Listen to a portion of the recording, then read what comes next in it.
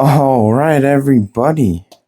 In today's video, we are going to control 4 LEDs with a double pull, double throw switch. Here's our circuit overview.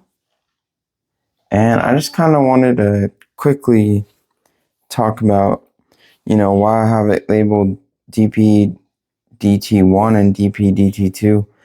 Remember that there are 2 halves to a double pull, double throw switch. So, we got our 6 pins here, and you can kind of like split these right down the middle.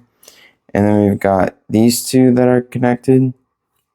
And then when this is on, now these 2 are connected. These 2 are connected. So it's kind of like, 2 switches in one. So here's our switch. As you can see, we have a 3-volt source. So in the up position, however you want to look at it, we'll say up position, it's going to turn on this path and this path, right? So I'm going to have 2 green lights to signify on, we'll call that on, and 2 red lights to signify off. So when we're on, these 2 are going to be on.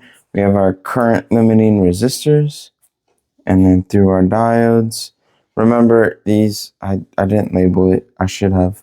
All these I'm going to go with 1.5K ohms, half-watt resistors. It's just what the learning lab uses, and we don't need a lot of current going through these things. So that's why all these will be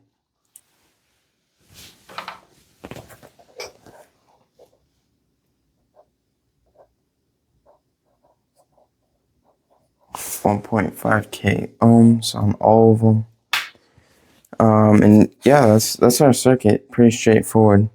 And so when this goes off, now all these are going to close, and LED 2 and LED 4 will be turned on.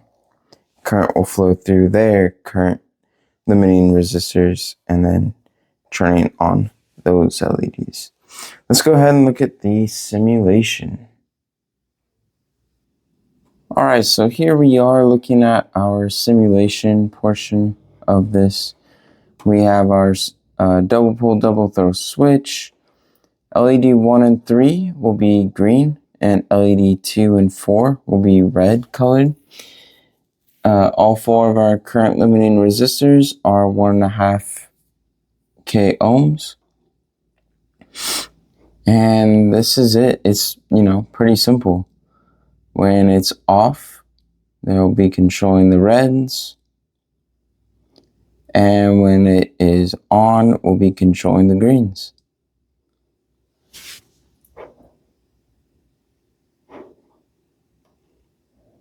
So I'm going to go ahead and plug this into my 3 volts.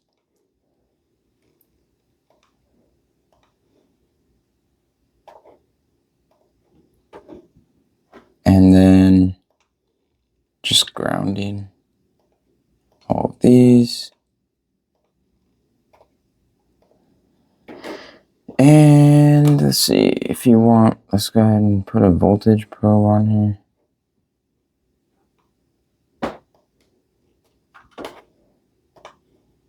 So you do a green one, and then we'll do a red one down here.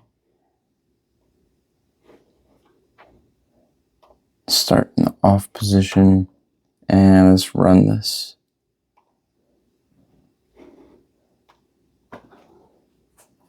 Okay, so when we're off, our reds are on, as you can see. And now if I switch this, now our greens are on.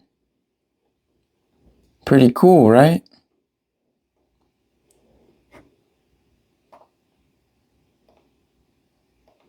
So as you can see now, we're starting to get, more experience with our switches and the double pole, double throw switch.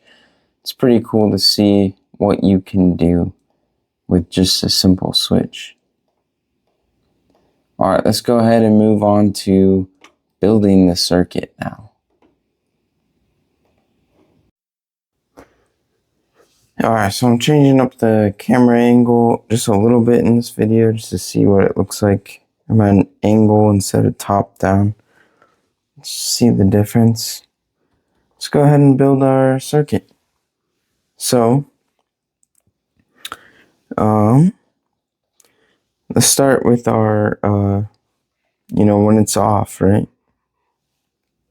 So we can put in our current limiting. Let's look at our circuit to show you what I'm doing. So we'll save this for last. So we're gonna go into the switch. Let's start building after the switch because we have our switch installed. So we're gonna have it go into our limiting resistors. And all four are the same, so it doesn't matter too much.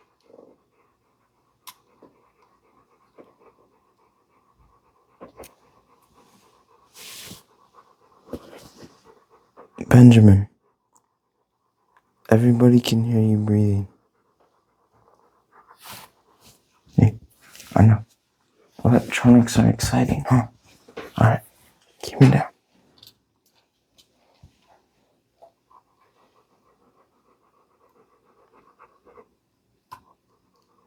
Okay, so we got coming off the top pin, our limiting resistors up there, and then coming off the bottom pins of the double pull, double throw.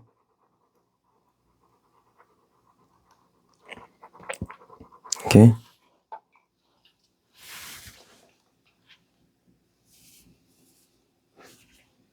Let's try that. And then we got, so I'm going to say down is off position. And then the current limiting resistor, obviously, is going to go into the anode of all LEDs. So,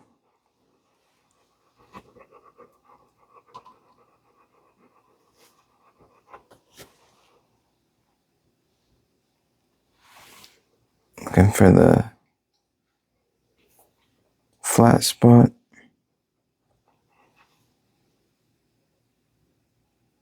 Flat spot.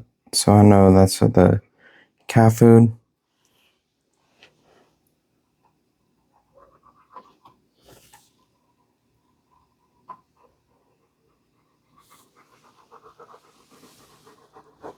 And then in the off position, same thing. Find anode versus cathode. Okay. Limiting resistor into the anode.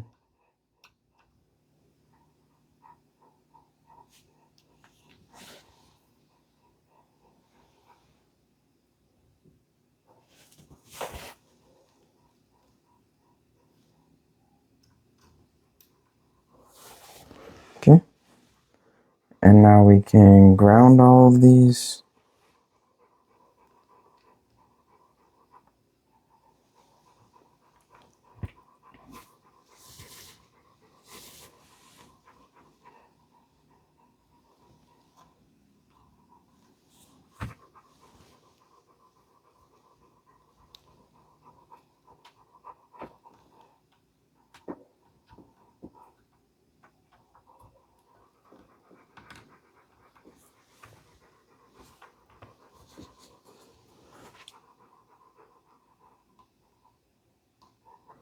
Okay. Hopefully that makes sense to you. So my ground is just going to the cathode side of the LED, and I'm jumping it over this bridge in the breadboard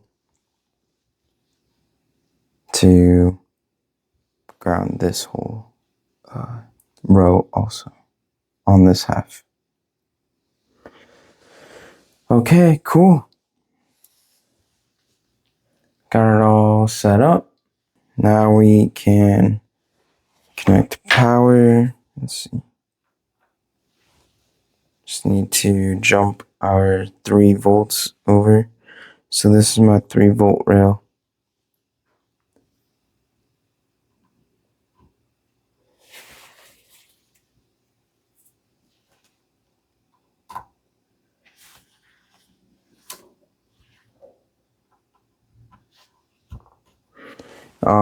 If you do have like a micro switch or something, you don't have this bridge, and it's okay.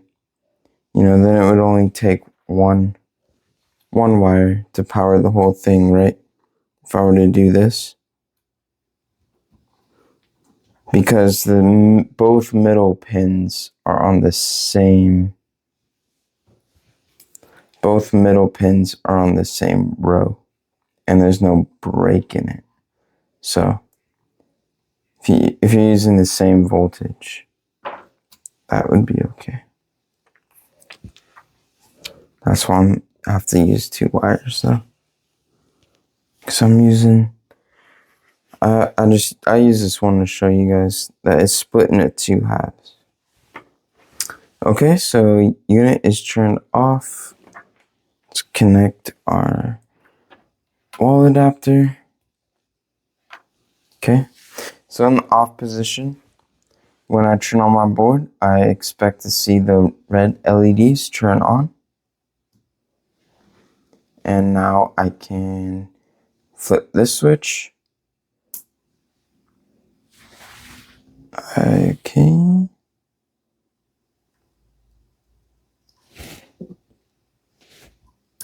Most likely, I'm going to turn this off. So I'm off on the breadboard probably. 1 row on something. Yep. My current limiting resistor.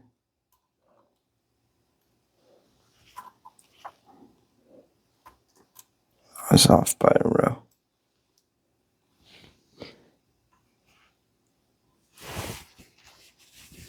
Happens. Okay, now let's try it again.